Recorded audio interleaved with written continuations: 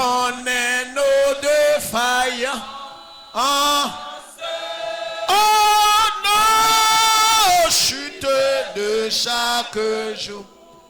Oh Seigneur, c'est vers ses exigences.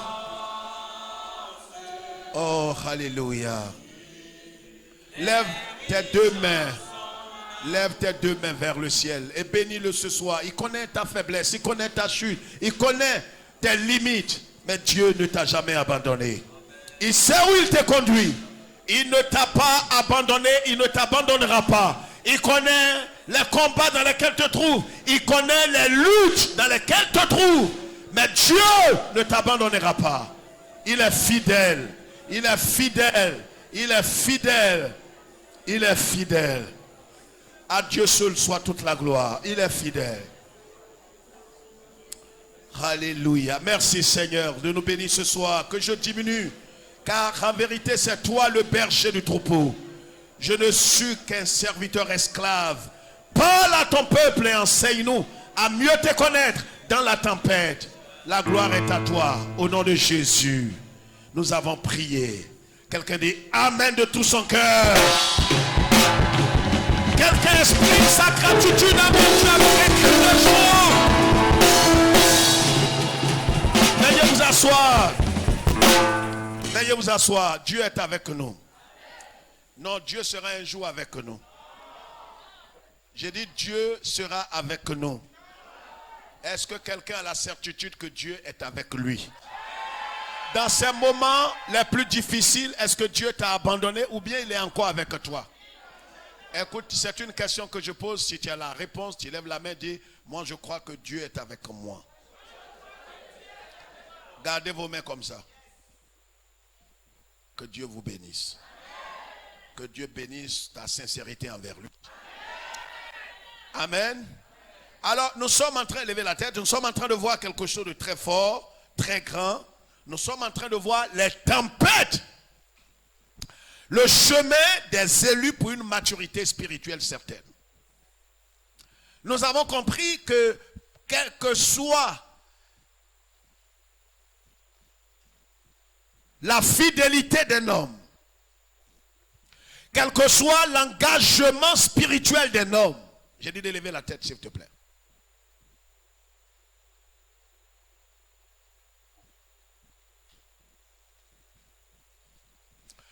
Quelle que soit la fidélité d'un homme, qu'un homme puisse manifester envers Jésus. Parce que très souvent, c'est ce que nous n'avons pas compris et nous n'avons pas cerné cela. Nous nous disons certainement que si je suis fidèle à Jésus et que je marche conformément à sa parole et que j'apporte les dîmes et les offrandes au Seigneur, alors il y a certaines choses qui n'arriveront pas dans ma vie. Mais vous voyez, c'est une méconnaissance de la parole de Dieu. Or, la Bible dit que mon peuple périt par manque de connaissance, d'épignoxis. La connaissance qui n'est pas expérimentale devient un problème pour celui qui a la connaissance. Si vous avez une connaissance que vous n'avez pas expérimenté cette connaissance, alors votre connaissance est stérile et ne vous apportera rien. Voyez, nous avons vu comment Dieu a parlé à Paul sur la route de Damas. Comment il a revêtu Paul. Nous avons les vidéos qui sont en ligne.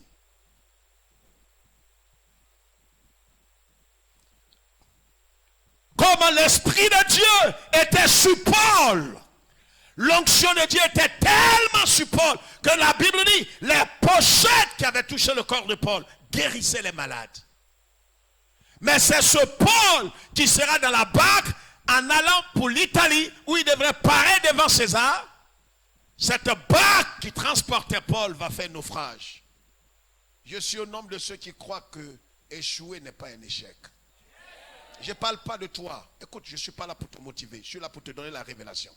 J'ai dit échouer n'est pas un échec. La barque dans laquelle Paul était a échoué. Paul leur a dit, et Dieu, que j'adore, envoyer son ange pour me dire que nous allons échouer. Mais nous n'allons pas mourir. Écoute, tu peux entreprendre un commerce, une affaire, un ministère, une église, tu peux échouer. Le fait d'échouer ne veut pas dire que c'est fini.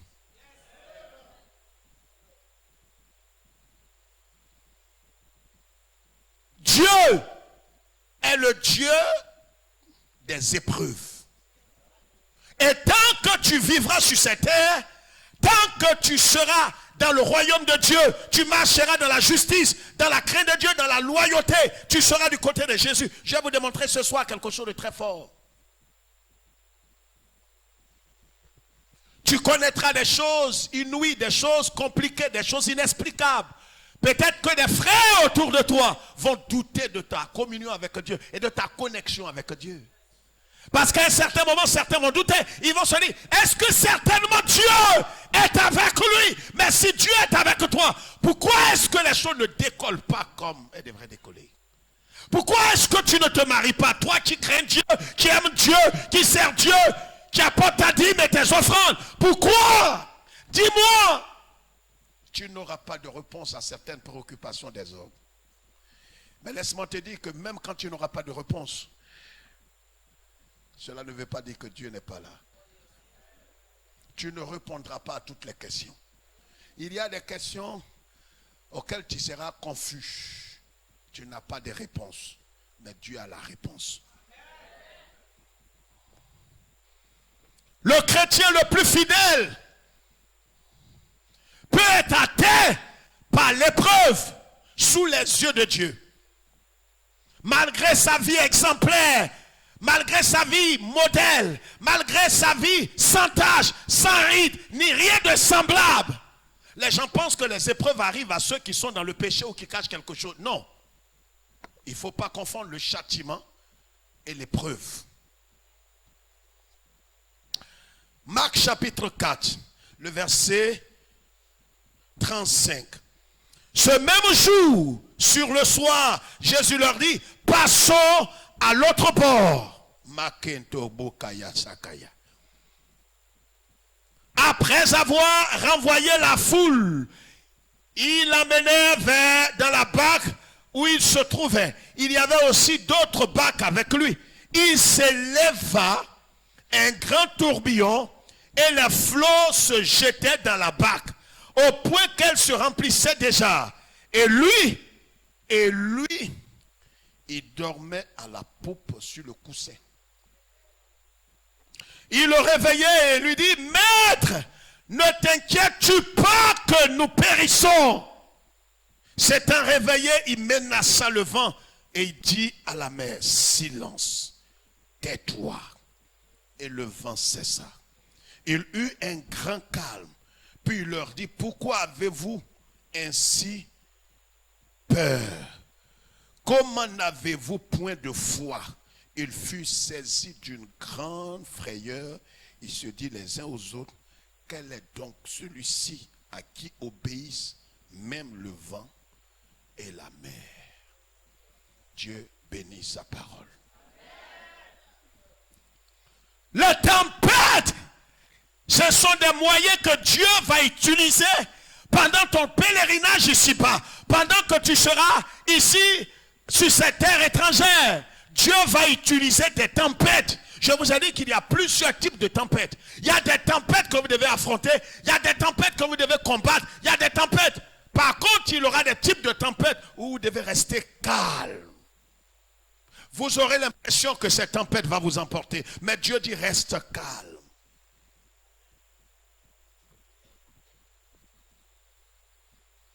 Ce n'est pas toutes les tempêtes que vous devez affronter.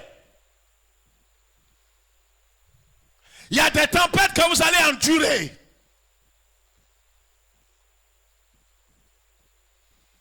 Les tempêtes viendront. Les tempêtes ne sont pas dues à une vie de péché caché. Les tempêtes, c'est le chemin que Dieu met devant les élus pour forger en eux un caractère qui va ressembler à Jésus. Ce n'est pas quelque chose qui est réservé à tous les chrétiens. Pour ceux qui nous suivent sur Source de Vie TV, ça, c'est pas réservé à tous les chrétiens. Parce que tous ceux qui se disent chrétiens ne sont pas forcément chrétiens. Je parle des élus. Un élu, c'est quelqu'un qui a été appelé par Christ. Quelqu'un qui a donné sa vie à Jésus, qui est né de nouveau, qui est devenu une nouvelle création. Et dans Romains chapitre 8, verset 16, qui dit que le Saint-Esprit témoigne à son esprit qu'il est fils de Dieu. Il a la certitude qu'il est né de nouveau. Son nom est inscrit dans le livre de vie. Il a été scellé par le Saint-Esprit. C'est de ceux-là que je parle. Je ne parle pas de ceux qui remplissent l'église, qui chantent à l'église. Tu peux chanter dans la chorale, dans le gros musical, tu peux faire quelque chose. Je ne parle pas forcément de toi. Je parle des élus. Je ne parle pas des pasteurs. Je ne parle pas des bishops, des archevêques, des cardinaux évangéliques. Je parle des élus. Parce qu'on peut être cardinal à l'église évangélique et ne pas être un élu. On peut être baptisé, confirmé, mangeant toutes les communions. Et puis ne pas être un élu. Voici une histoire. Lève la tête, s'il te plaît. C'est un enseignement très important ce soir. Nous sommes toujours dans cette tempête. La Bible dit ici que Jésus avait exercé le ministère. Il avait fini. Et ce même soir, le même jour, Jésus leur dit, passons à l'autre bord. Passons à l'autre. Ce n'est pas quelqu'un qui a dit à Jésus, on va te conduire. C'est lui-même. Dieu fait chair. C'est lui qui a eu la réflexion, qui a eu la révélation et qui dit aux apôtres, ils étaient au nombre de 12, je leur dis, laissez-moi vous dire une chose, nous allons traverser la mer de Galilée. Il ne leur propose pas, c'est un ordre. Écoute, il y a des choses qui arriveront dans ta vie, mais comme tu es immature et tu n'es pas un fils affermi, les choses vont t'ébranler. Dieu va t'appeler à le suivre. Jésus va t'appeler au ministère. Mais les choses ne seront pas aussi aisées. Tu diras certainement, mais si Dieu m'a appelé, si Dieu m'a mis dans ce foyer, si Dieu m'a mis dans cette entreprise, mais pourquoi si réellement c'est Dieu qui m'a mis là, pourquoi les choses sont bizarres et bêtes et compliquées? Dieu, je ne comprends plus. C'est lui qui appelle les apôtres et leur dit, nous allons traverser la mer de Galilée. La traversée, je viens de la traverser, mon épouse et moi, il n'y a même pas encore 2 semaines, fait maximum 6 à 7 kilomètres, la mer de Galilée. Jusqu'encore aujourd'hui. Maximum 7 kilomètres. Et c'est Jésus qui leur a dit, ce n'est pas eux qui ont dit à Jésus, nous allons traverser. C'est lui qui leur a dit, regarde la vie, si réellement tu es en train de marcher dans les pas de Jésus, sois intelligent, sois sage, reste calme.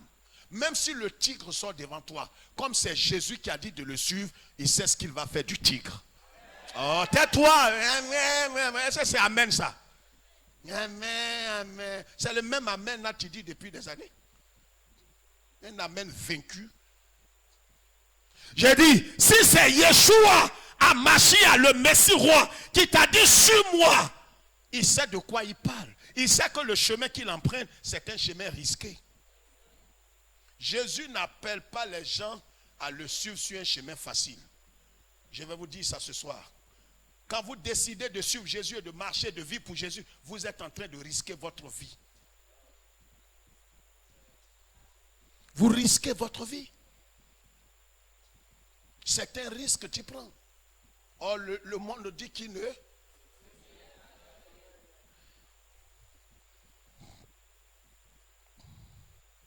Alléluia.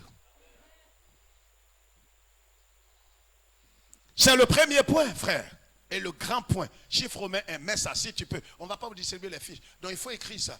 Décider de suivre et de vivre pour Christ, c'est prendre un grand risque. Écris ça si tu sais lire et écrire. Savoir lire, écrire et puis ne pas écrire, c'est être orgueilleux. Décider de suivre et vivre pour Christ, c'est prendre un grand risque. C'est ce que plusieurs n'ont pas compris dans l'évangile.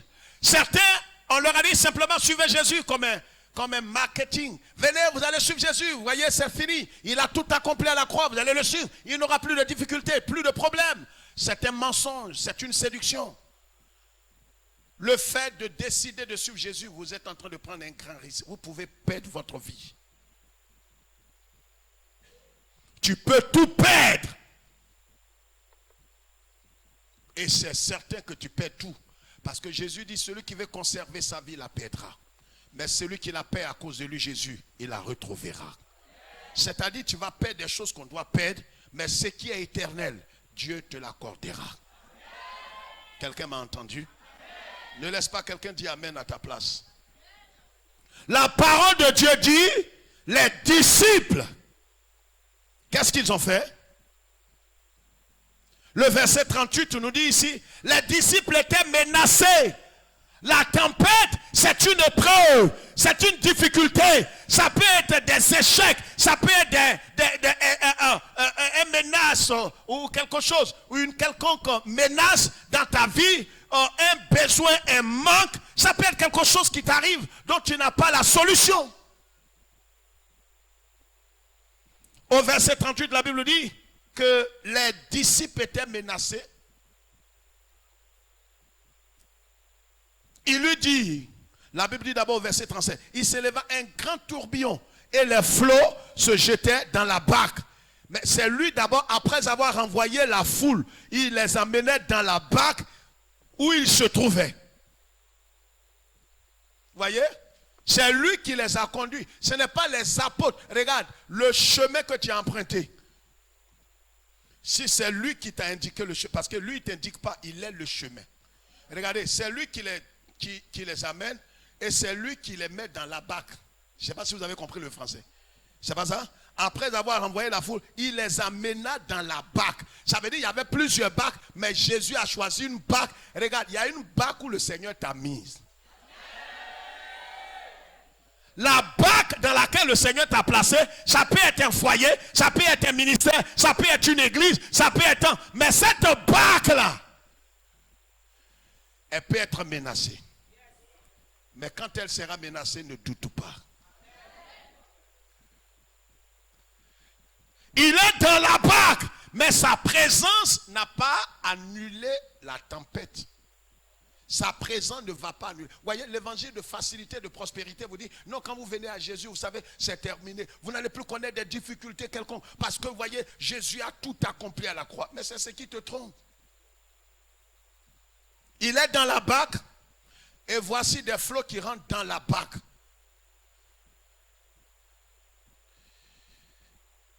Et la Bible dit, quand il est rentré dans la barque, il s'est mis à dormir sur un coussin. Comment toi tu dors pendant que des gens périssent? Jésus dormait dans cette barque. Jésus peut être en train de dormir dans ta barque, qui est ta vie. Il peut sembler ne pas être préoccupé par ce qui t'arrive depuis des mois, depuis des semaines, depuis des années. Tu te demandes, Seigneur, tu es là? Il est là. Parce que quand quelqu'un dort, il ne fait pas de bruit. Il est silencieux. Il ne va pas se manifester pour que tu sentes qu'il est là. Non, non, non, il dort. Les apôtres ont réfléchi certainement et allaient le voir. Il s'est dit non, l'eau va rentrer dans son drégeba là, il va se lever. Mais l'eau rentre dans son drégeba, il ne se lève pas. Vous savez, quand vous êtes fatigué, que vous êtes en train de dormir d'un sommeil profond, rien ne peut vous réveiller. Je parle à quelqu'un. On joue la musique autour de vous, mais vous êtes tellement fatigué que vous... C'est quand tu n'es pas trop fatigué que tu dis, baissez la musique. Ça, tu n'es pas fatigué. Je parle à quelqu'un.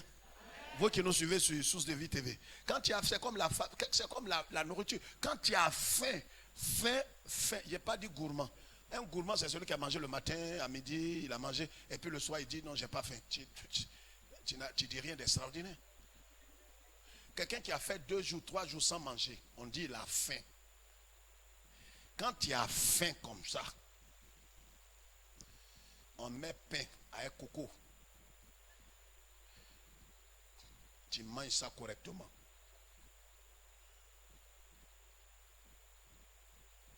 C'est quand tu finis, tu es rassasié, que tu dis non, le coco là même n'est pas sucré. Là, tu es déjà rassasié. C'est ce que les hommes font très souvent. Ils arrivent à la maison, ils se mettent à manger. Quand depuis le matin il n'a pas mangé, quand il est rassasié, maintenant il dit non, il n'y a pas assez de sel. Hein. Qui a préparé la sauce? On dit tu n'as pas encore mangé. Non, j'ai fini. On pensait que comme tu dis il n'y a pas assez de sauce, tu n'allais pas manger. Non, j'ai fini même. Il a déjà fini de manger. Frère, quand tu es fatigué, personne ne peut venir te réveiller.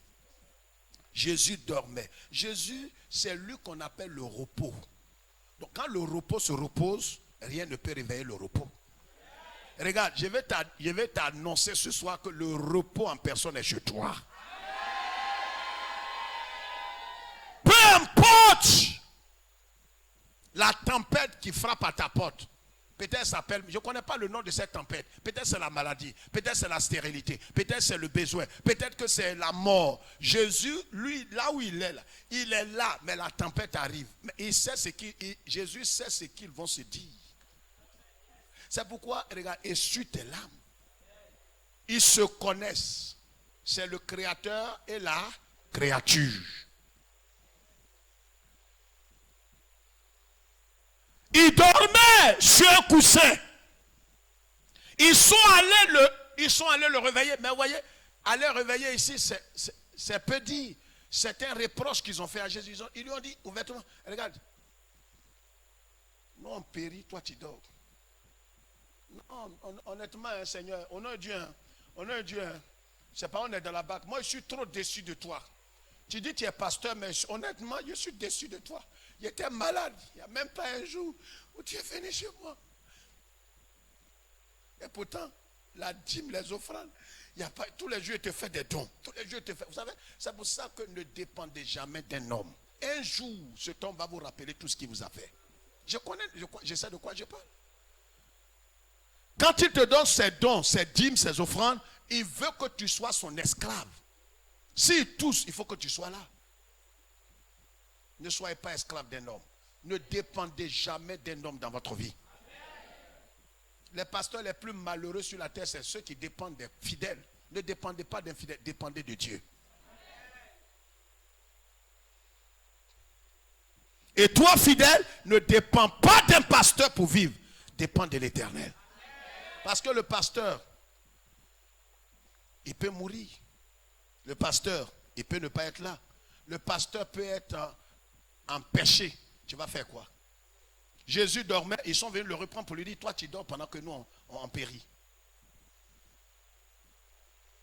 Est-ce qu'il ne nous arrive pas de reprendre Jésus dans notre vie? Seigneur, où es-tu? Où es-tu, Seigneur? Où es-tu? Les plus polis, ils prennent ça pour faire un cantique. Où es-tu, oh Seigneur? Où es-tu? Où es-tu, oh Seigneur? Où es-tu? Je t'envoie mes dîmes, mes offrandes. Je t'ai fait des cadeaux. Les actions de grâce. Est-ce qu'un jour, j'ai manqué action de grâce? C'est quoi tu me veux maintenant? De découper mon oreille pour toi, Jésus. Ça, c'est prière. Ça, il est très nerveux maintenant. Il y a des prières comme ça. Et ils appellent ça, aujourd'hui, ça dit, je vais parler à Dieu. Non, tu veux insulter Dieu. Je t'ai fait quoi, Seigneur? Ça, c'est prière. Je t'ai fait quoi? Je t'ai fait ce que je t'ai fait. Est-ce que c'est moi qui t'ai tué? Est-ce que c'est moi qui t'ai tué, Jésus? Est-ce que j'ai chié à l'église? J'ai chié à l'église. J'ai chié à l'église. On dit, mon frère, on ne dit pas ça. Laissez-moi parler. Laissez-moi parler. Il a fait quoi à Dieu? Depuis que je suis marié, pas d'enfant. Il t'a fait quoi? Il t'a fait quoi? Il peut te tuer. Ta maman, ton papa, il peut vous tuer, vous tous. C'est à Dieu qui parle là. C'est à Dieu qui parle. Ta bouche là parle là. Est-ce que tu sais à qui tu parles? Jésus-Christ, il n'est pas un pompier. Avant que le problème ne se pointe, il a déjà la solution. Lui qui leur a dit, allons à l'autre bord, il savait, avant qu'il ne naisse, il savait qu'il allait mourir. Et le troisième jour, s'il savait ça, ce n'est pas ton père qui va sortir là, qui ne sait pas. Il sait tout. Il est omniscient. En leur disant, on va passer ici, on va traverser la mer de Galilée. Il savait qu'une tempête allait se soulever. Regarde, ce qui t'arrive, n'étonne pas Dieu. Ne surprend pas Dieu. Tu vas dire, pasteur, ça je ne crois pas parce que c'est moi-même qui ai provoqué. Il sait que tu allais provoquer ça. Il sait. Regarde, Adam et Ève pensaient que Dieu était surpris de leur action. Quand Dieu les a créés, Dieu savait. Donc Jésus s'est apprêté. Il savait qu'ils vont manger le fruit.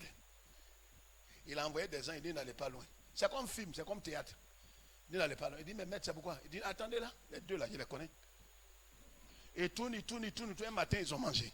Ils s'en vont maintenant qu'ils ont mangé l'arbre de la connaissance, c'est maintenant ils s'en vont prendre l'arbre de Dieu. Dit non, empêchez-les maintenant. Il dit non, mais créateur, toi tu es trop fort. Tu connais tes gens là, hein? Dieu connaît la fin avant le début. Avant que la chose ne commence, il sait comment ça va finir. Donc Jésus, il est allé dormir. Il sait qu'au milieu, là, 3 kilomètres au bon milieu, il va avoir petite tempête. Et ça, il dort. Il sait. Regarde ce qui t'arrive. Il n'est pas. C'est pourquoi quand il pleure, il dit essuie tes larmes. Il n'est pas surpris.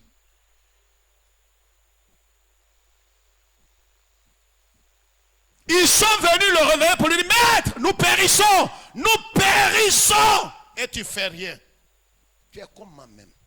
Parce que eux tous dans leur groupe, papa Jean, et tous étaient plus âgés que lui.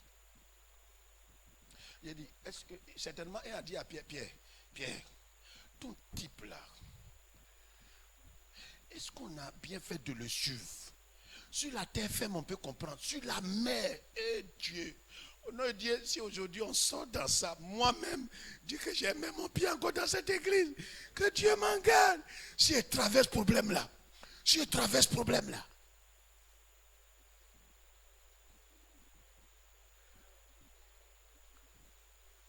Jésus est couché là, il sait tout, il entend tout. Le problème est que c'est comme il ne réagit pas, on se dit certainement que cette fois-ci là c'est fini. Il sait, frère, je vais annoncer quelque chose de très fort à quelqu'un ce soir. Cette tempête dans laquelle tu es ne t'emportera pas. C'est pas pour ta mort que le Seigneur te conduit là. Non. C'est pas pour ta mort. Au verset 39, qu'est-ce qu'il dit? La Bible dit, s'étant réveillé, il menaça le vent et dit à la mer, silence, tais-toi. Et le vent cessa. Ils se connaissent. Amen. Regardez ce que je voulais souligner très rapidement. C'est que les disciples, si vous pouvez écrire ça, les disciples étaient menacés. C'est vrai ou bien c'est faux? Ils étaient menacés. Ils se retrouvaient où? En pleine tempête, pendant que la foule, regardez ici, la foule était où ça? Sur la terre ferme. Regardez, je vais vous dire quelque chose. La terre ferme. Donc, regardez, vous voyez, regardez ici, ça c'est la terre ferme. Regardez ici un instant, regardez ici. Ça c'est la terre ferme. Jésus, voyez la petite moquette qui est là sur la chair. Voilà, Jésus est dans la barque ici avec il lève la tête. Jésus est dans la barque ici avec les disciples. Donc vous voyez tout ça, ça c'est la mer de Galilée. Les gens, ceux qui étaient avec Jésus, ceux à qui Jésus a prêché, il a guéri, il a nourri, et tous sont restés où? Répondez-moi. Hein. Ils sont restés où? Et combien sont montés dans la barque avec lui? Les 12. Il y avait près de 20 000 personnes. Sur les 20 000, c'est 12 personnes qui l'ont suivi. Et qui veulent vivre pour lui. Et qui veulent s'identifier à lui. Et qui sont prêts à se sacrifier pour. Regarde, ceux qui sont sur la terre ferme. Il y a des gens qui n'ont pas suivi Jésus. Eux, ils n'ont pas jugé bon de le suivre. Sinon, il y avait des barques. Ils pouvaient tous. Regardez, quand Jésus une fois avait multiplié le pain, vous vous souvenez? Quand il est arrivé, il a multiplié le pain combien? 2 fois. Une première fois, il a multiplié, les gens n'étaient pas au courant. Mais la deuxième fois, quand les gens venaient de tous les villages, il dit c'est lui. C'est votre type. Il s'en va encore? Vous avez pris pain encore? Non, mais votre type là est trop bien. La Bible dit qu'il n'a pas invité, il ne fait pas affiche. Les gens même sont venus. Ils venaient de tous les villages à cause du pain. Donc là où Jésus partait, s'ils voulaient le suivre, ils allaient ou bien ils n'allaient pas. Il y a des barques que Jésus a laissées. Ils allaient monter dans les barques là. Et regardez quand il pleut et que ton besoin au marché, qui te pousse à aller au marché? Sous la pluie là même tu vas faire marcher. Regarde, quand les gens qui sont restés ici, ça peut être des chrétiens mal affermis, les chrétiens nominaux, les chrétiens de nom, les chrétiens qui se disent chrétiens mais qui ne le sont pas, qui ne sont pas nés de nouveau, ils peuvent rester sur la terre ferme. Mais tant que tu resteras loin de Jésus, ta vie n'est pas risquée. Vous voyez, ça paraît un peu bizarre, bête là. Plus tu décides, eux qui sont restés ici, ils disent on ne te suit pas. Aujourd'hui là, on ne te suit pas. On va pas risquer notre vie. Vous voyez, c'est pourquoi j'ai dit, quand vous décidez de suivre Christ et de vivre pour lui, vous êtes en train de risquer votre vie charnelle, risquer votre maison, risquer votre relation, risquer tout. Ceux-là qui sont restés la foule, ils n'ont pas risqué leur vie. C'est pourquoi, regarde, c'est ceux qui décident de suivre Jésus qui vont rencontrer la tempête. Quelqu'un m'entend ce soir? Si tu n'as pas décidé, ceux qui ne veulent pas, regardez 2 Timothée, quelqu'un écrit ça, 2 Timothée 3, verset 12. Tous ceux qui veulent vivre pieusement pour Jésus-Christ seront persécutés. La tempête ne te ratera pas. Si tu veux vivre pour Jésus, tu veux marcher pour lui, tu veux te consacrer, tu veux arrêter la cigarette, l'impudicité, la débauche, tu n'es pas marié, et tu veux arrêter de coucher, d'avoir des rapports sexuels avec des hommes ou des femmes, et tu veux arrêter l'alcool, tu veux arrêter toutes ces choses, et tu veux vivre pour Jésus, tu veux arrêter le fétichisme, l'idolâtrie et la magie, et que tu veux vivre pour Jésus, c'est là que la tempête va te rencontrer. Mais ceux qui sont restés en sécurité, ils étaient en sécurité. Il y a des semblants de sécurité. Il y a des gens qui ne veulent pas prendre des risques. Quelqu'un m'entend ce soir? Regarde, quand ils décident de vivre pour Jésus et de mourir à toi, ils ont renoncé à leur confort. Ils ont renoncé à leur vie. Ils ont renoncé à tout. Parce que suivre Jésus, c'est renoncer au confort. C'est pourquoi ceux-mêmes qui étaient sur là, ils ne sont pas partis comme ils étaient sur l'eau. La foule n'est pas allée loin. Ils étaient là, hey, c'est quoi qui arrive là-bas? Regarde, Pierre, regarde. Des gens là, ils vont mourir aujourd'hui.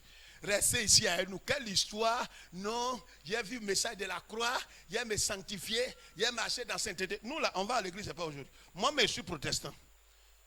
Moi, quand tu vois, je suis évangélique. Moi, je parle en langue comme c'est amusement. J'impose les mains aux malades, les malades sont guéris. Mais Jésus le suit pied dans pied comme ça. Non, je ne suis pas dans ça. Actuellement là, nous sommes dans un style. Donc Jésus, on peut le suivre de loin. Mais dire renoncer à moi. Quelqu'un va me dire bâtard. Je lui dis bâtard. Moi, renoncer à moi, mourir à moi. Quelle croix? Quelle croix? Je ne peux pas prendre croix ici. Regardez maintenant, ils vont suivre Jésus. Regardez maintenant. Moi, je suis rancunier, je reconnais. Je suis rancunier. J'assume. Moi, je suis pour moi, reste pas à l'étranger. Mais c'est pourquoi tu vas mourir. Tu vas mourir dans ton état. Moi, je suis là pour moi, reste pas à l'étranger. Moi, quand au nom de Dieu, tu me fais quelque chose, ça reste dans mon cœur. Je te parle mal. Et puis, je garde ça. Et puis, ma relation avec toi, c'est fini. Ce ne sera plus comme avant. Mais tu es passé à côté. Tu vas perdre ton âme un jour. Et tu marches, on prie, tu pries, on danse, tu danses. On envoie nos offrandes, tu envoies ta vilaine offrande là. Tu mélanges dans nos offrandes. Et quand ils sont arrêtés, regarde, si tu te mets loin, ta vie n'est pas risquée. Ceux qui prennent des distances avec Jésus, leur vie n'est pas risquée. Où est tempête qui va te rencontrer? Donc, vous voyez des gens dans l'église, moi, il a dit, frère, pourquoi toujours tu as des épreuves? Je ne connais pas où. Je ne sais pas, depuis je suis là, aucun garçon ne veut de moi, tout ce que j'entreprends, d'où ça tombe. Moi, tu vois, je vais te donner un conseil. C'est ce que le pasteur prêche là, c'est pas tout. Moi où je suis, est-ce que tu sais que j'ai une copine? Qui est? Non, j'ai une copine. Il y a une copine. Mais on est en train de s'essayer, quoi, tu vois. On est en train de s'essayer. Mais la Bible, là, si c'est la parole de Dieu, tu périras si tu ne te répands pas. Tu périras dans ton état. Un jour, Dieu va te mettre à nu. Tu crois que tu es caché, mais Dieu sait ce que tu fais. Fume, bois, cache ta vie. Dieu te punira un jour afin qu'il démontre que sa parole est la pure vérité. Regarde, certaines personnes vont te donner des conseils, mais ne suis pas son conseil. Tous ceux qui ont pris la décision de suivre Jésus, marcher dans ses pas, ils risquent leur vie. C'est ceux-là qui vont rencontrer des tempêtes, qui vont rencontrer des choses difficiles. Tu vas rencontrer des humiliations. L'eau qui te mouille ton caleçon. Tu n'as pas venu avec 2 caleçons. C'est pas la honte. Il y a des situations que tu vas rencontrer. Quand tu le suis de près, ben quelqu'un qui est loin, c'est ce que tu vis là. Il ne va pas vivre ça. Il croit qu'il est spirituel. Il croit qu'il est en sécurité. Il ne sait pas qu'il n'est pas en sécurité. Je préfère la tempête avec Jésus à côté que être loin et ne pas avoir de tempête. Quelqu'un m'entend ce soir?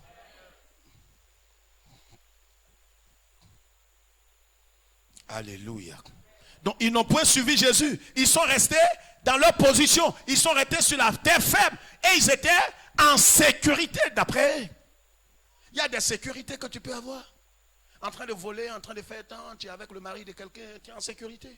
Tu as des pommades, tu loues ta maison, des petits trucs, tu as ça, tu es en sécurité. Mais cette sécurité, c'est ta tombe. Cette sécurité sera ta tombe. Dieu ne permettra pas que tu vives parmi des saints avec une telle attitude. C'est pourquoi tu feras mieux d'aller dans des assemblées qui te ressemblent. Où des gens sont des PD et ils apportent la dîme et ils se disent que leur dîme qu'ils apportent là-bas annulé PD là. Non, ta dîme là Dieu prend. Mais toi et tes fesses, vous allez vous retrouver en enfer.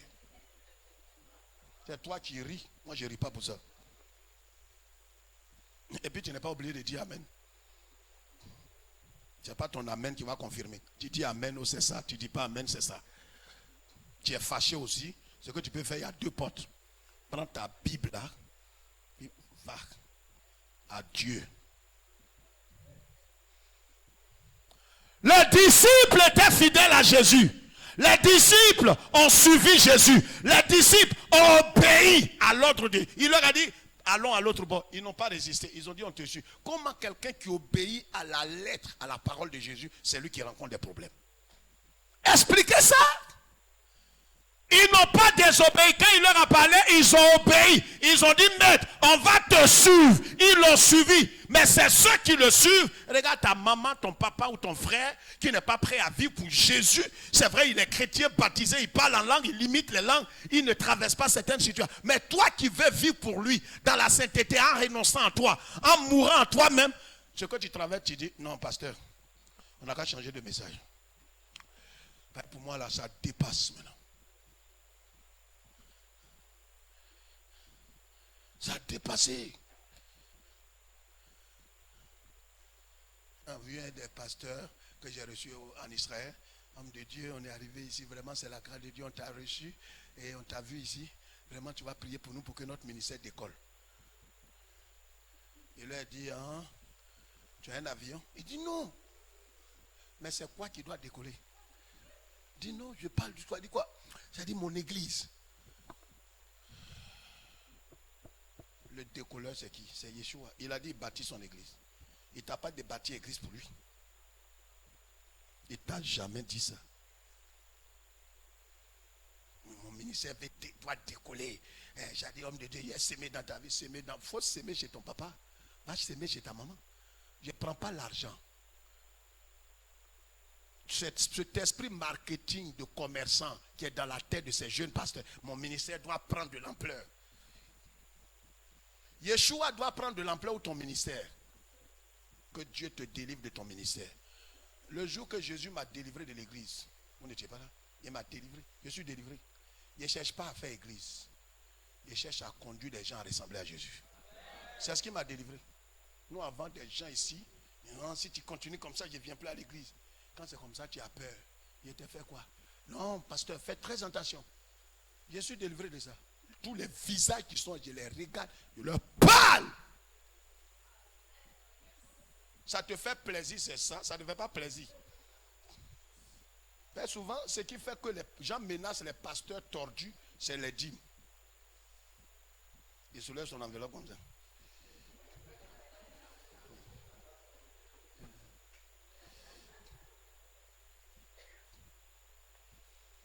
Mais quand il sait que tu ne comptes pas sur sa dîme, tu es délivré. Vous allez partir au paradis. Ça ne dépend pas. Attends, ça ne dépend pas de toi, je suis sur toi. On va mourir ensemble. Aujourd'hui, ma fille Hortense, elle est au paradis.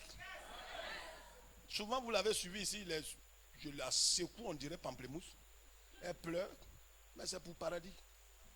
Ceux qui l'ont vu à la dernière minute, elle bénissait, elle chantait les cantiques. Tu es en train d'aller en enfer, tu ne peux pas chanter cantiques. Elle est au paradis comme ça. C'est dur, mais c'est ça qui va te soigner. C'est parce que je t'aime d'un amour. Je t'aime plus que ton papa t'aime. Ton papa ne t'aime pas comme je t'aime là. Ton papa, c'est quel amour qu'il a pour toi? Vrai amour là, c'est ton faquet là qui est là. Ton papa.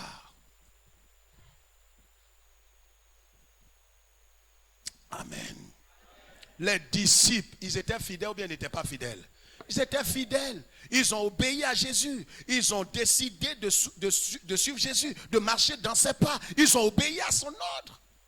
Mais cela ne les a pas empêchés. C'est quand même ils ont obéi. Ils n'ont pas désobéi. Ils n'étaient pas charnels. Ils ont obéi. C'est en suivant Jésus qu'ils ont eu tous leurs problèmes. Entends l'autre évangile te dit, si tu suis Jésus, viens chez nous, le prophète, l'évêque, l'archevêque, tu ne connaîtras. Je sais de quoi je parle, mendiant, voleur. C'est pourquoi crois là, si tes yeux ne voient pas bien, crois qui est au dehors pour te dire, quand tu viens ici, tu es en train de risquer ta vie. Si tu n'as pas vu ce qui est au dehors, tu prends un risque, crois là, il n'y a pas de signification, c'est mourir.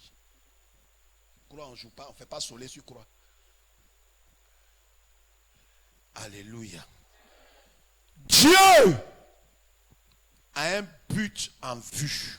Regardez frère, c'est deux choses que je vais dire avant qu'on ne prie. La première chose que nous devons comprendre, c'est que Dieu, ce qu'il recherche, pourquoi est-ce qu'il les a fait passer là? Il avait quelque chose en vue. Dieu te fait traverser ce moment qu'un homme ne peut pas t'expliquer. Humainement parlant, tu dis non, je suis maudit. Quand tu es en Christ, tu n'es plus maudit. Il n'y a pas quelqu'un qui est en Christ qui est maudit. C'est pourquoi je l'ai dit ici publiquement et ça passe à la télé. Quelqu'un qui est né de nouveau, qui a l'esprit de Dieu, ne peut pas être possédé par un démon. Si quelqu'un vous dit qu'il est possédé, je vous le dis devant Dieu, il n'est pas sauvé. Un chrétien peut être oppressé, mais un démon ne peut pas être un chrétien né de nouveau. Si quelqu'un est possédé, il n'est pas né de Dieu.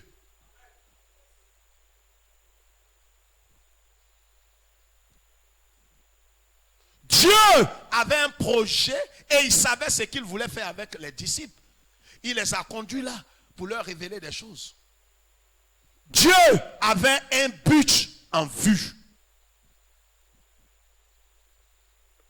La première chose, c'était quoi? C'était pour que la gloire, la puissance de Christ soit manifestée sous leurs yeux. C'est la première chose. Si tout ce que j'ai dit ce soir, vous n'avez pas compris, retenez ça. C'est pour que la puissance de Jésus, regarde, la tempête que tu es en train de traverser, Jésus est calme. Apparemment, quand tu regardes ta vie, on dirait qu'il dort. Mais regarde, il va se réveiller, il va démontrer sa puissance dans ton foyer. Il va démontrer sa puissance dans ta santé, dans tes finances, dans tes relations, dans tout ce que tu es en train d'entreprendre, dans ton travail, dans ton ministère. Il va démontrer sa propre puissance. Quand Jésus s'est réveillé, il n'a pas fait d'autre prière. Il a parlé directement à la mer. Il a calmé la tempête. Regarde, Jésus va se lever dans ta vie. Et quand il va se lever, ce n'est pas pour te révéler. C'est pour démontrer sa propre puissance. Ceux qui sont autour de toi témoigneront que certainement, on a eu tort de dire que tu étais maudit. Car Dieu voulait démontrer sa puissance dans ta vie. Je parle à quelqu'un. Oh, ton amen doit avaler la main. Dis amen avec ton cœur. Voilà pourquoi est-ce qu'il les a fait traverser la mer de Galilée. C'était pour que Jésus, c'est Dieu le Père qui a dit à Jésus, il faut les faire trahir. Il dit, papa, la Bible dit, Jésus ne fait rien sans demander à son Père. Il a demandé, papa, je vais partir, de contourner la mer là. Il dit, non, fais-les traverser la mer. Et quand il sera en train de traverser la mer avec eux, rentre là-bas, couche-toi, dors. Il dit, papa, de faire ça. Il dit, oui. Il ne fait rien sans que le Père ne lui dise. Donc quand il est rentré, il a commencé à dormir. Tempête là s'est soulevée. Jésus, tout est calculé d'avance. Il a parlé à la tempête là. Oui, tu viens à quelle heure? Il dit non, vers 19h. 19h, d'accord. La mère aussi. Et oui, maître, c'est vers 19h, 19h10, il me soulever. Il dit, ah, d'accord, bon, je dors. Hein. Donc, où tu es personne? Oui, maître, tu es qui? C'est pour effrayer tes petits là. Donc, je me repose un peu. Hein? Et secouer là. Et je vais démontrer ma puissance là après.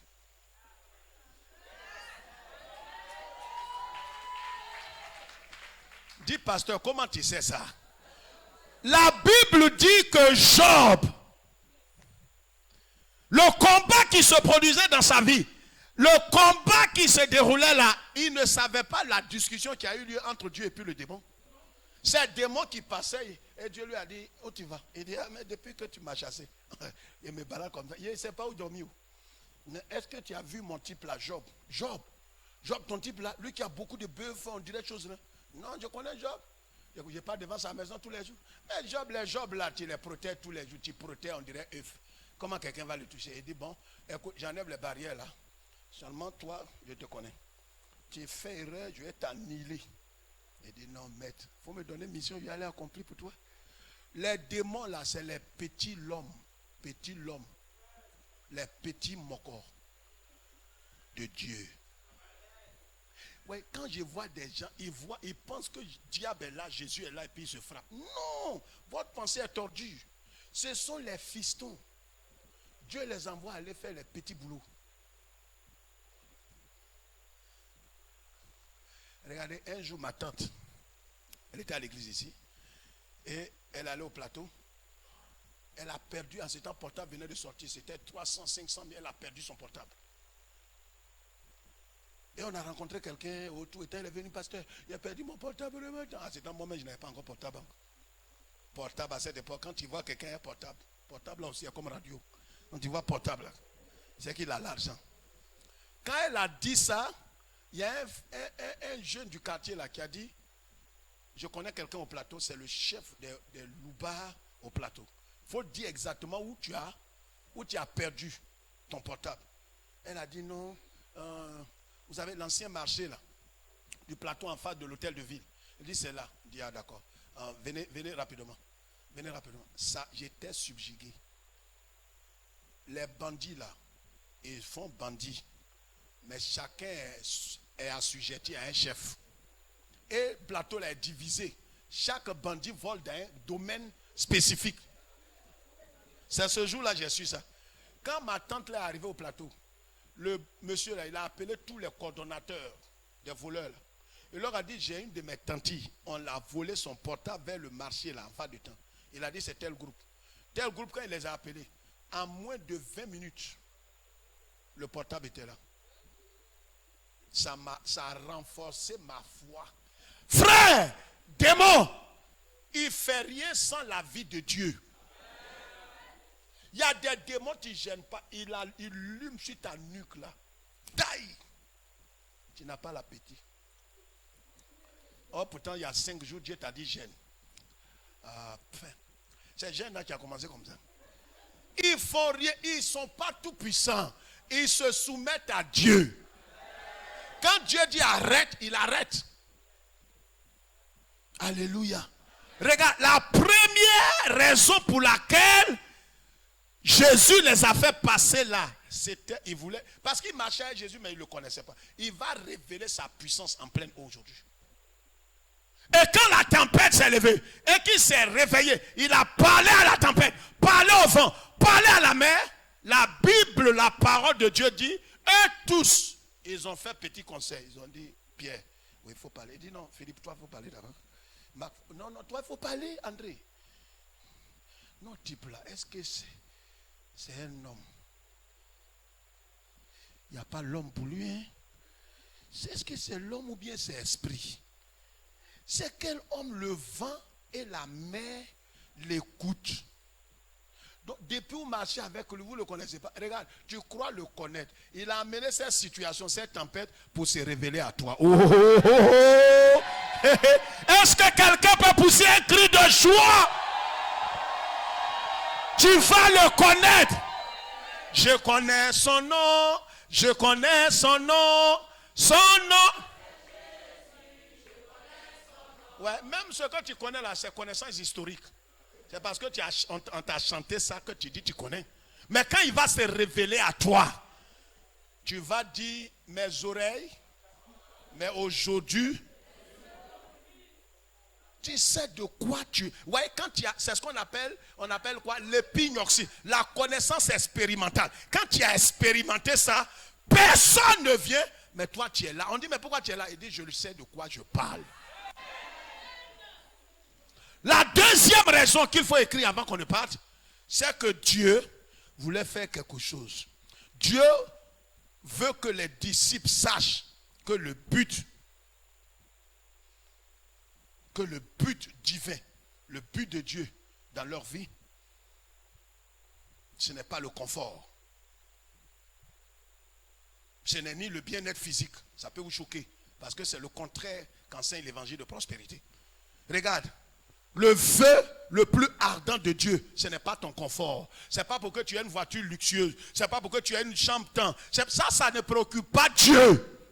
Ce n'est pas d'abord ce qui préoccupe Dieu. Que tu aies des enfants, que tu te maries, c'est des bonnes choses. Mais ce n'est pas ce qui préoccupe Dieu. Levez la tête.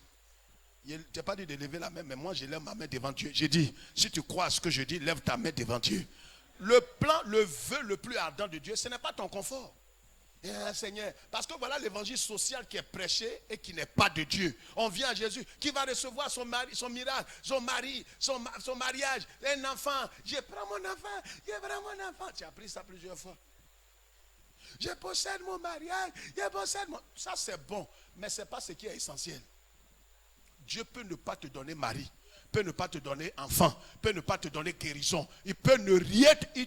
Tes parents t'ont dit qu'il te doit. Avant que ton papa ne meure, il t'a dit que Jésus vous doit. Mais pourquoi ils ne te disent pas ça? L'évangile tordu qu'on vous a enseigné peut vous conduire en enfer. Seigneur, tu ne peux pas ne pas me donner ça. Tu ne peux pas. Tu cherches quoi? Malédiction ou bien c'est quoi tu cherches? Avec ton doigt là, tu cherches quoi? Il ne te doit pas. Si tu as donné un mari, c'est par pure grâce. Si tu donnes un enfant, ça aussi c'est grâce. Donc, tu ne mérites rien. Il n'est pas mort à la croix pour que tu aies une femme, tu aies un enfant, tu aies un mari. Ça, on ne t'a jamais dit ça. C'est pourquoi il est mort. La raison principale, c'est pour que tu sois pardonné, que tu aies la vie éternelle. Les autres choses, il te donne quand il veut. C'est pourquoi vous voyez certains, quand ils viennent à l'église, regardez leur visage. Pourquoi ton visage est comme ça? Ça fait 4 ans ici avec vous. J'ai donné tous mes offrandes. Je n'ai pas mari. Je n'ai pas enfant. Est-ce que tu économisais même pour aller acheter un mari? Je suis au sérieux. Ça, ce que je te dis là, c'est du fond du cœur. Économise ton argent pour aller acheter un enfant ou un mari. Tu ferais mieux. Dieu ne te doit rien.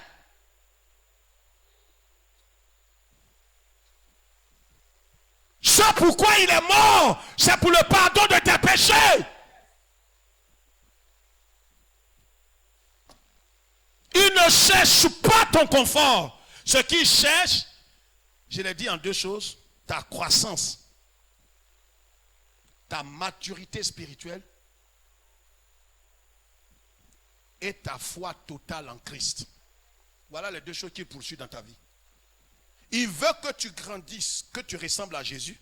Deuxième chose est que tu mets toute ta foi, ton appui doit être en Jésus.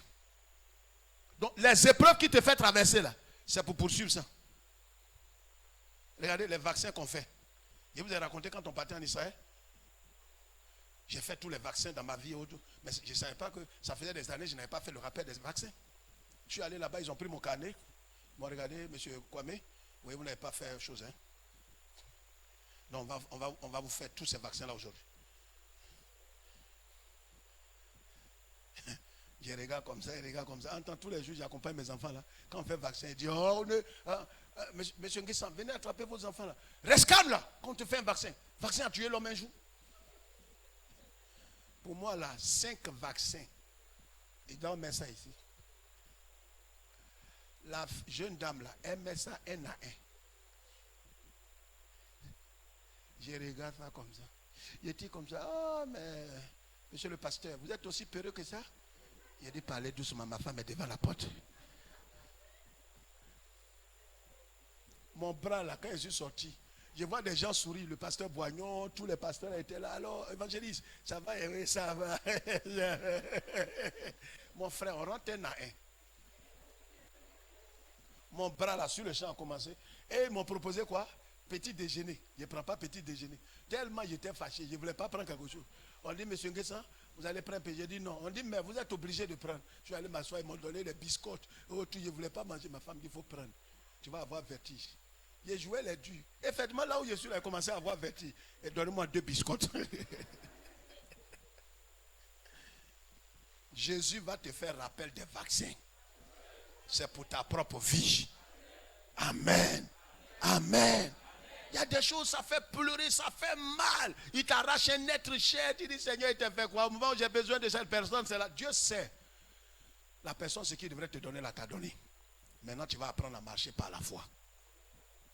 Les 2 choses pour lesquelles il les a fait traverser la mer, premièrement, c'était quoi? Manifester sa puissance.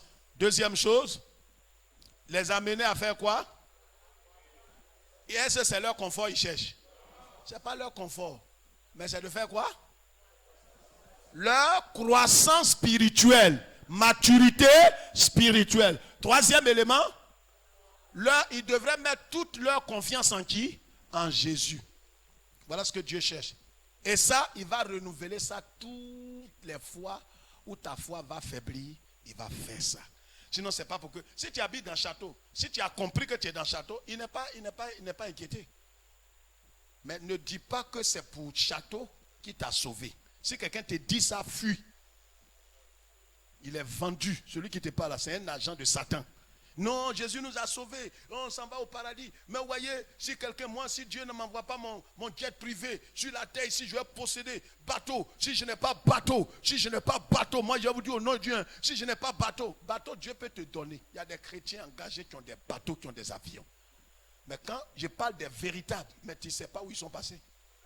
Lisez les livres. Quand vous lisez certains livres, ceux qui ont eu les livres, là, lisez l'histoire de certains pasteurs américains. Ils ont échoué au moins peut-être 20 fois. Mais ils ne disent pas ça. C'est les 4 ans de réussite, là, c'est ce qu'ils révèlent. Donc quand tu vois, on ne dirait pas qu'il a échoué dans sa vie. C'est comme quelqu'un, une soeur qui rend témoignage. Vraiment, frère, Dieu m'a béni, et Dieu m'a donné un homme. Oh, toi, elle s'est mariée à 47 ans. Mais elle ne dit pas qu'elle a eu célibat, elle a été célibataire pendant 46 ans. Et c'est la 47e année. Mais elle cache tout ça. Ouais, aujourd'hui je suis heureuse, je suis tant. Mais dis d'où tu es parti pour que les sœurs là prennent courage. Amen. Que Dieu nous bénisse. Je vais dire à quelqu'un ce soir, lisons ce dernier passage avec votre permission. Avec votre permission. Le psaume 118, verset 17. Lisons ça, on va se lever. Psaume 118, verset 17. Je vais dire à quelqu'un, tu ne mourras pas dans cette tempête. Oh, ça me fait mal que tu n'aies pas compris. J'ai dit, tu ne mourras pas dans cette tempête.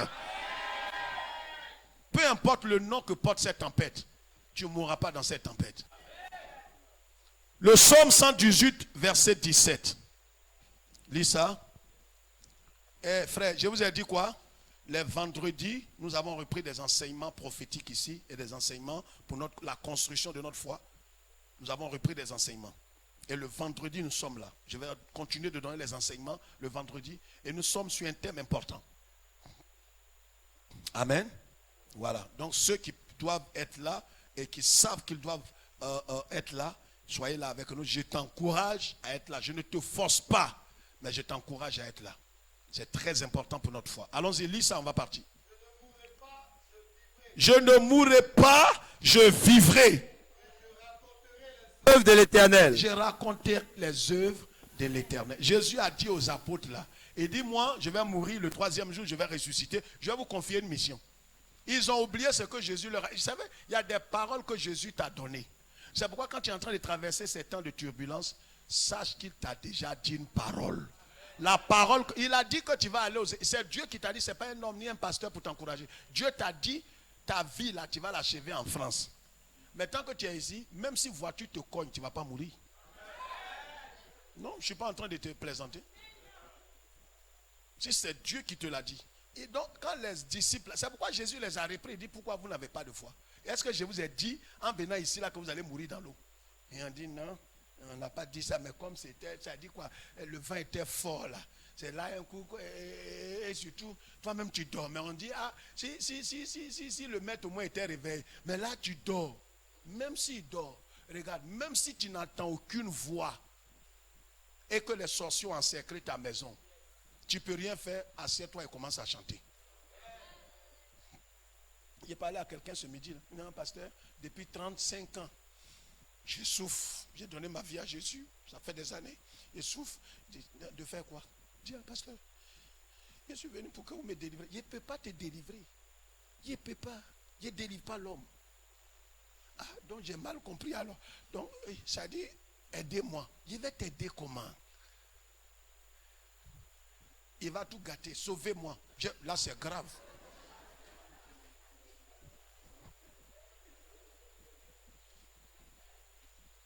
Tu as donné ta vie à Jésus. Et c'est ce que je crois avoir fait. Ah. Quand vous voyez, le problème qu'on a est que les gens, ils ne sont pas certains s'ils appartiennent à Jésus. Et regarde, quand tu appartiens à... Je suis allé à mon fils au cours secondaire méthodiste, où il a été affecté par l'État et autour. Arrivé là-bas, ils m'ont dit ouvertement, ceux qui sont affectés de l'État, ils payent 380 et quelques mille. L'inscription fait 150 000. Or, l'autre école, où je l'ai enlevé là, le tout et pour tout fait 30 000. Là-bas, là, cours secondaire méthodiste, 300 et quelques mille. Mais c'est là-bas, j'ai dit, il va fréquenter. Les gens m'ont regardé, alors, monsieur, vous êtes pasteur? Ah, d'accord, ok. Donc, vous pouvez l'inscrire aujourd'hui? J'ai dit, oui, j'ai l'inscrit. Mon fils n'était pas préoccupé. Israël n'était pas. Israël était assis là. Il marchait autour. Il n'est pas préoccupé. C'était un message pour moi. Je le regarde, je sors. On me dit, allez voir l'éducateur. Je sors chez lui. Il dit, allez voir le sud. Quand il est dans l'allée, il est assis là. Souvent, il se promet. Il n'est pas inquiété. Il ne prie pas pour ça. Ce n'est pas lui qui t'a dit de l'envoyer ici. Je le vois. Vous savez, quand c'est comme ça, tu regardes ton fils comme ça. Va t'asseoir là. Il dit, ah papa, je suis un peu gêné là. Il marche, il taquine ses camarades. Il sait qu'il va fréquenter là. Il ne t'a pas dit de l'amener ici. Et regarde, c'est cette fois il faut avoir un Jésus. Et cette foi. Souvent cette foi, je suis rentré dans un repos où apparemment quand tu regardes, on dirait que tu es inconscient. C'est ça qui est bon. Sois pas soucieux. Sois là comme quelqu'un qui est bête. Voilà la foi que Jésus cherche. Non, tu grattes ta tête comme ça. On est frère à quoi?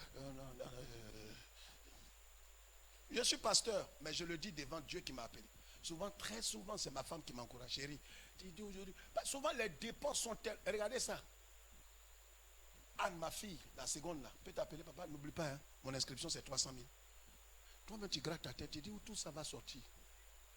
Quand tu es un peu soucieux, c'est pourquoi quand tu as trouvé vraie femme. Non, c'est pas motivé. Je ne suis pas en train de faire publicité. Quand tu as trouvé vraie femme, ta vie est garantie. Ce n'est pas moi qui dis, c'est la Bible qui dit ça. Ma femme va venir, non chérie, tu t'inquiètes, on dirait Dieu n'a jamais pourvu. Dieu pourvoit toujours. Tu dis amen. Amen même que tu dis là. Tu penses qu'elle va envoyer l'argent. Elle dit, quand c'est comme ça, elle dit non, moi j'ai pris. Et Dieu envoie l'argent dans ta main. Elle dit non, il faut prier, Dieu n'a qu'à emmener ça dans ta main maintenant. Frère, faisons confiance. Cette tempête, peut-être c'est une maladie, c'est la stérilité, c'est le célibat. Je ne sais pas quel est le nom que porte ta tempête. Mais elle ne va pas te tuer. Si tu ne dis pas amen, je ne sais pas, je ne peux pas répondre à ta place. J'ai dit, cette tempête qui s'appelle tant je ne sais là, va pas te tuer. Elle va te secouer. Secouer comme ça, secouer. Non, frère, quand on dit secouer, là, jusqu'à ce que toi-même tu dis Jésus, levez-vous les enfants, on va prier. Dieu, où es-tu? Où es-tu? Où es-tu? Ce n'est plus prière, c'est menace. Mais je vais vous dire un secret, je dis ça à quelqu'un. Jésus là, souvent nos menaces là, il nous connaît. Il sait que ça ne vient pas de ton cœur. C'est ta bouche là qui parle. Seigneur, je ne peux plus te suivre. Je ne peux plus te suivre. Lui-même, il est à côté de toi. Nos parents ont fait ça avec nous, non? Nos mamans. Dis, ah, tu ne manges pas aujourd'hui. Allez, va dehors. Tu es dehors là-bas. Quand voiture freine net, coup encore, même elle est là-bas au dehors encore. Il a dit que tu es comme la prunelle de l'œil de Dieu. Et si tu entends ça, tu comprends? Lui, il est en 2 avions, Dubaï, France, Chine, quoi. Souvent, il passe chez moi. Bon, papa, je m'en vais encore. Non, tu es béni. Il dit, mais on ne va pas fermer les yeux. Tu es déjà béni. On ne ferme pas les yeux. Et dans l'avion, on ferme les yeux. Tu es béni comme ça. Il y a des gens religieux comme ça. Bon, je vais me mettre en genoux. Papa, j'ai envoyé une sémence là. Tu vas verser l'huile. Il n'y a pas l'huile. Il n'y a pas l'huile. L'huile là, ce que j'ai envoyé, c'est pour manger. J'ai envoyé quelques bouteilles pour les pasteurs là. C'est tout. Le reste là, c'est huile quoi là? Hein? Olive. On est allé là où même, depuis la terre d'Israël, où on fait olive là, l'huile là. Les gens, depuis les générations. On est allé prendre 2 bouteilles. Mais ça, il est mangé maintenant. Je ne peux pas mettre ça sur terre de quelqu'un. Il ne faut même pas dire verser ça sur terre de quelqu'un. Ça, il faut que je baigne ça. Ta tête là va rester comme ça. Huile là, il faut que ça rentre dans ma gorge. Au nom de Christ Jésus. Ce que j'ai réservé, ça est là. Mais pour grosse bouteille là, ça, il faut que je mange ça. Dis Amen. Vous êtes bénis au nom de Jésus. Amen. On se retrouve vendredi.